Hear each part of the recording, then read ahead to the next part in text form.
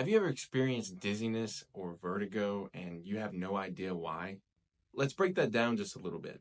The first thing we've got to know is the dizziness and vertigo are not exactly the same thing.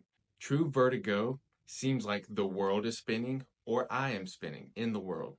Dizziness is pretty much a feeling of unbalance or shaking or movement when you're standing still. And there can be a lot of different causes for either of these two things. And you always want to firstly make sure that it's nothing big and scary, like some type of vascular involvement or some type of brain dysfunction. Because if that is the case, you definitely want to be seen first by some type of emergency professional that is better suited to handle something like that and save your life.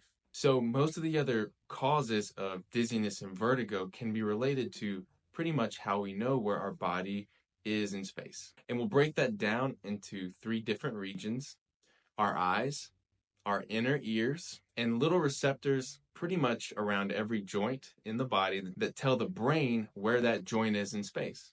And all three of these systems have to work perfectly to give an accurate picture of where you are in space. If not, you'll experience dizziness. I was telling somebody yesterday, it's actually a miracle that we all aren't dizzy all the time. Let me show you how this plays out.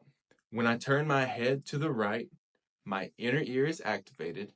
My eyes stay on the camera, but they are moving left at the appropriate speed, at the appropriate location, and the joints in my neck are all moving. If any of those systems are dysfunctional, then I will feel dizzy throughout the movement. There are some specific tests that we can do to be able to rule in or out which area is more dysfunctional or contributing most to the problem. And if it's your neck, there's a high likelihood that what we do could be beneficial for you. Education is power, so send this to somebody that is experiencing dizziness so that they can have an idea of exactly what's going on.